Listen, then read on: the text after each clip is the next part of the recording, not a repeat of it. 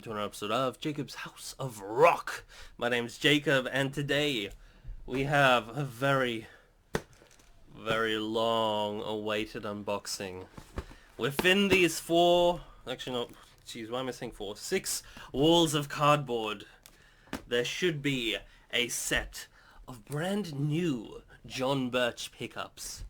These have taken for absolutely ever to get here because the first set that was sent out was lost in the mail, and then, you know, just in general, postage from the UK to Australia can be a bit crappy. But I'm super excited to see these things out of the box, finally in my hands, and hopefully one day, really soon, in a guitar. So let's get these open. I hope they're okay. The box is looking a little bit scrunched up. But yeah, let's just get right into this. Where should we begin my slicing and dicing procedure? I guess we'll go from up here and see if that works. Okay. In this video, I'm not going to be demoing these pickups, by the way. Sorry if we can hear a truck going by. It's loud outside. In this video, yeah, I'm not going to be demoing these pickups. This is just purely an unboxing to show you what you get right out of the package when you order one of these pickups. So, just a little bit of background. John Birch was a guitar luthier. He worked with Tony Iommi of Black Sabbath and you know, modified a lot of his guitars, especially in the early days. Later, a student of his John Diggins, or JD, ended up doing a lot of guitar stuff for him, but, you know, all in that same sort of vein of really specialized custom guitar pickups and custom guitars. But John Birch pickups still lives on. I think the actual dude himself passed away or retired or something or another, but it's run by a guy called John Carlin at the moment, and he's still producing these pickups. A lot of Johns.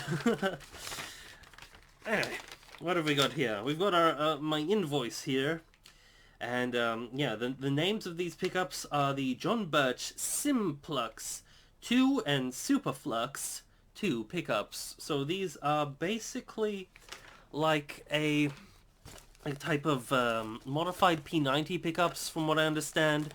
The original Tony Iommi Monkey SG did have modified pickups of the same sort of name, especially the one in the neck position, which, strangely enough, he rarely used the neck position, so the one he mainly used was just a typical sort of Gibson P90 that was repotted in epoxy or something like that, and placed in a slightly smaller special steel casing.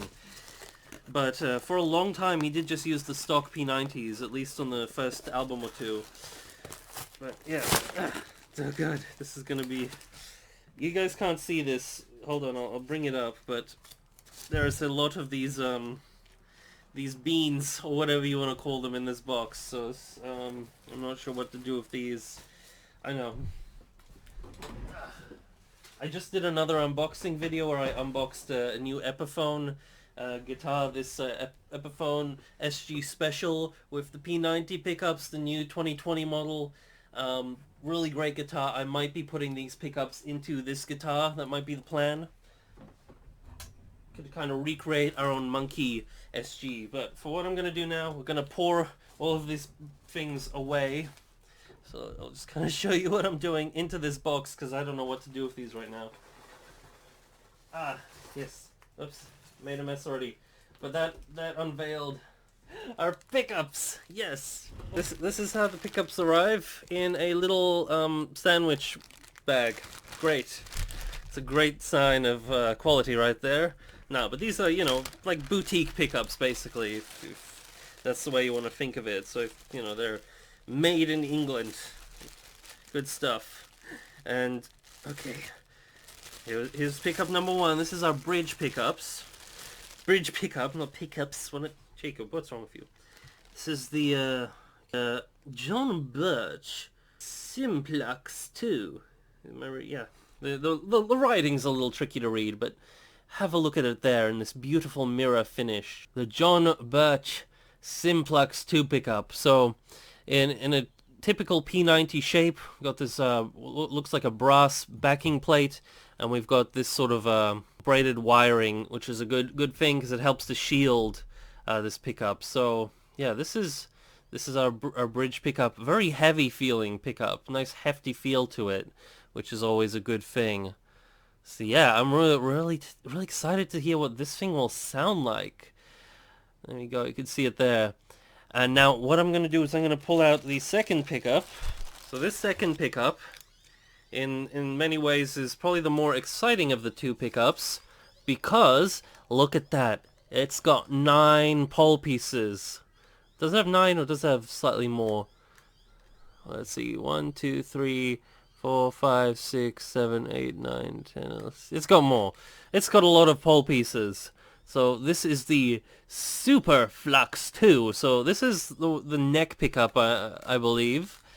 And yeah, looking really snazzy. Now the weird thing about this pickup, as you can probably tell, is it's got the screws coming in from all the corners. These are actually what hold it in place, because, oh shit, I'm gonna lose the screws. Let me just sort that out first. Okay, there we go. I took the screws out just because they were falling out when I was turning it. And the reason is because none of these are designed to be screws that you mount into the guitar. So it uses the screws on the sides of the corners here to mount it into the guitar. Now, they do actually make a version of these that doesn't have the screws on the side. It actually is mounted into a special really thick P90 pickup ring, and that's mounted into your guitar, and those are the monkey style set that actually looks like the ones that Tony Iommi would have used. Although the ones that he used were actually a bit smaller in scale. These are shaped like a traditional P90. They use the same sort of casing as a P90. Sadly, these aren't even metal casings. These are plastic casings that have been chrome plated. They still look really cool because, I mean, it's still real metal. That's like a thin layer of metal that's plating it, and it looks beautiful. But yeah, it's not a metal casing. Strangely enough, metal casings for P90 pickups are so hard to come by. I spent a long time looking for them online, and all I could find was really expensive ones. So they're not common, but these sort of chrome-plated ones are actually sort of the norm for when you see silvery P90 pickups.